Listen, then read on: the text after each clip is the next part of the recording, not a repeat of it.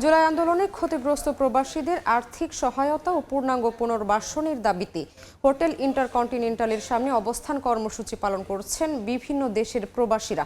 এই মুহূর্তে সেখানে আছেন রিপোর্টার আলতাফ হুসাইন। সরাসরি যাচ্ছি তার কাছে। জুলাই আন্দোলনে ক্ষতিগ্রস্ত যেসব প্রবাসীরা ক্ষতিগ্রস্ত হয়েছেন, বিশেষ করে আরব আমিরাত সহ বিভিন্ন দেশে যখন, বিশেষ করে বাংলাদেশে যখন আসলে ছাত্র আন্দোলন হয়, সেই সময় আসলে প্রবাসীরা কিন্তু আন্দোলনে নেমেছিলেন, ছাত্রদের পক্ষে দাঁড়িয়েছিলেন।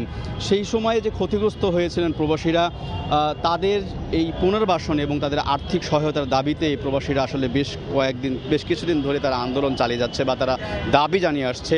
এবং গত 7 ফেব্রুয়ারি সর্বশেষ তারা জাতীয় প্রেস ক্লাবে সংবাদ সম্মেলন করে দাবি জানিয়েছিল। তাদের সেই দাবি উত্থাপন পরবর্তী তারা এটিও আলটিমেটাম দিয়েছিল 48 ঘন্টার, যে 48 ঘন্টার মধ্যে তারা যদি তাদের এই দাবি যদি মেনে না নেওয়া হয় তাহলে তারা কঠোর আন্দোলনে যাবে, রাস্তা অবরোধ করবে।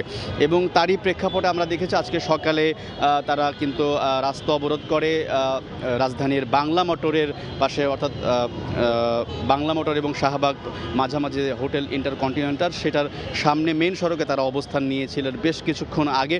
এবং তারা অনেক সংখ্যক, প্রায় আমরা বলতে পারি 300-400 প্রবাসী তারা কিন্তু রাস্তা অবরোধ করে দাঁড়ায় এবং তাদের দাবিগুলো তারা জানে। মূলত তাদের দাবি হচ্ছে ক্ষতিগ্রস্ত যেসব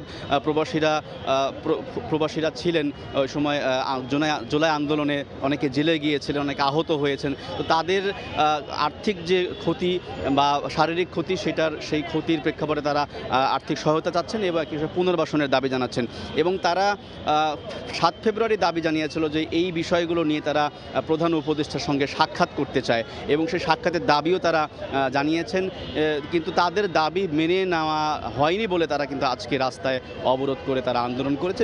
আমরা দেখেছি প্রায় ঘণ্টাখানেক ধরে মেইন সড়ক আসলে অবরোধ করে হোটেল ইন্টারকন্টিনেন্টালের সামনে যে মেইন সড়কটি, সেখানে তারা দাঁড়িয়ে কিন্তু অবস্থান করছে এবং অনেকে বসে পড়ে সেখানে কিন্তু অবস্থান করছিলেন, বিক্ষোভ করছিলেন। এবং তার পরপরই আমরা দেখেছি যে প্রবাসীদের মধ্যে একটি প্রতিনিধি দল, বেশ কয়েকজন, তারা যেটি বলেছেন যে তারা সচিবালয়ে আসলে ডাক পেয়েছেন, তারা সেখানে আলোচনার জন্য আসলে গিয়েছেন এবং সেখানে তারা কি আলোচনা হয় সেটির জন্য তারা অপেক্ষা করছেন। এই মুহূর্তে আমরা দেখছি প্রবাসীরা এখন এই মুহূর্তে অনেকেই চলে গিয়েছেন, কেউ অবস্থান করছে।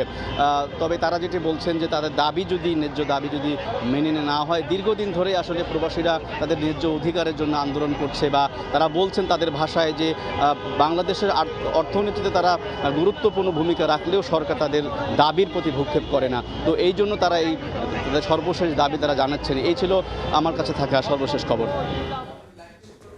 সরাসরি যুক্ত ছিলাম হোটেল ইন্টারকন্টিনেন্টালের সামনে থেকে।